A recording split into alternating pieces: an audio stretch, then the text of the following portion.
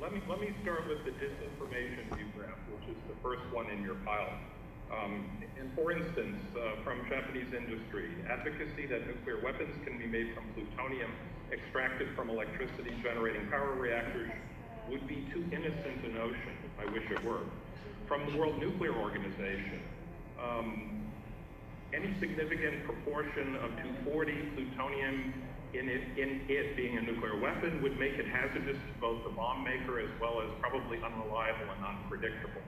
I'll address each one of those 3 points of hazard and unreliability and unpredictability. And then finally, even Wikipedia on reactor-grade plutonium says that this issue is somewhat debated. The one place it isn't debated is amongst nuclear weapons designers.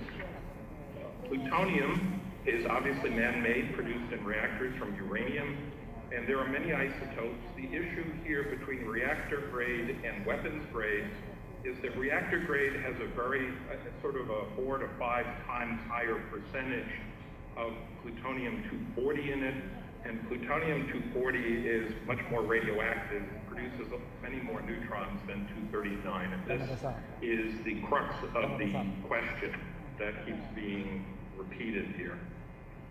So the 3 aspects that I will address, which make it which are not issues, but are presented as issues for nuclear weapons, is the reactivity of reactor-grade plutonium. How critical can it become? The ease of handling, that is, its radioactivity and its heat generation. And finally, the performance controlling issue, the neutron background, or the spontaneous fission rate of plutonium, reactor-grade plutonium. So if we look at reactivity, if you look at view graph number 5, the simplest way to compare reactivity is to look at the bare critical mass of plutonium. And I have a list here of 4 usable materials. Weapons grade, the critical mass is 11 kilograms, obviously quite usable. Reactor grade, the critical mass is 13, less than 20% higher, quite usable. Uranium-233 and highly enriched uranium are higher, but clearly highly enriched uranium has been used in nuclear weapons, so this is far from an issue. And the reason that people tend to obfuscate or confuse or create disinformation is on the next view graph, number 6.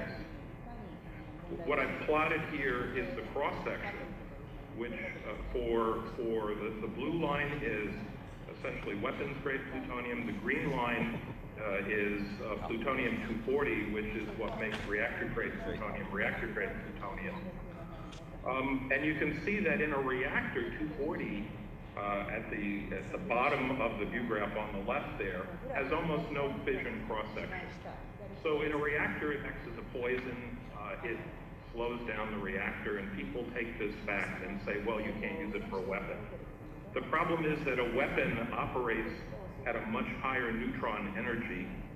It's called fast or bomb thermal energy, and that's in the middle of this chart. And you can see that the green and blue lines are almost on top of each other at that point. So the irony here is that reactor-grade plutonium is bad in a reactor, but just fine in a nuclear weapon. If we go to the next view graph, which is number 7, how difficult is it to handle reactor-grade plutonium? Well, the way to look at that is how much radioactivity, how many neutrons, and how much heat does it put out. And you can see that between reactor and weapons grade, the difference is about a factor of 3 to 5. And quite honestly, nuclear engineers are quite adept at handling these levels of reactivity. You would need factors of 10 or 100 difference in order to cause a serious hazard for handling. And if you're building a new facility, you build that in, and so there's essentially no problem between reactor grade and weapons grade in terms of handling either the weapon or the making of the weapon. And finally, neutron background, which is the quote performance disturbing issue. It's important here because it can influence when the explosive chain reaction starts in a nuclear weapon.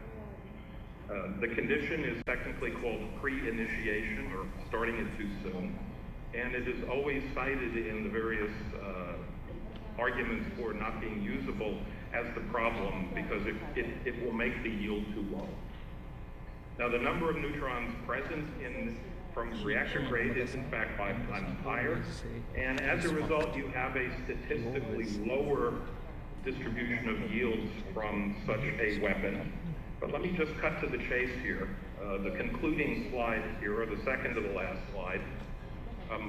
A military useful first generation, meaning something like the Nagasaki weapon, first generation nuclear explosive using reactor grade plutonium can be designed to produce nuclear yields in the multi-kiloton range. And with reactor grade plutonium, there is a minimum possible yield, and that is a kiloton. And the most probable yield is very much larger than 1 kiloton. And even at 1 kiloton, that weapon would have a destructive radius much greater than 1/3 of the destructive radius that occurred at Hiroshima. So this is quite usable and quite a serious weapon if you make such a weapon out of reactor-grade plutonium. So I will quote now from the United States government Department of Energy publication from 1997, which very explicitly says that nuclear weapons from reactor-grade plutonium would have an assured, reliable yield of 1 or a few kilotons, and probably a significantly higher yield than that. And further, that if you go beyond the sort of crude weapon that was used in Nagasaki, an advanced nuclear weapon state such as the US or Russia, using modern designs, could produce weapons from reactor-grade plutonium having reliable explosive yield, weight, and other characteristics generally comparable to those of weapons made from weapons-grade plutonium. Having done this myself, I can tell you that this is quite true. And I suspect that the industrial states of Asia would be capable of, similarly to the United States and Russia, in making such weapons. And that's pretty much what I have to say, Henry. Thank you.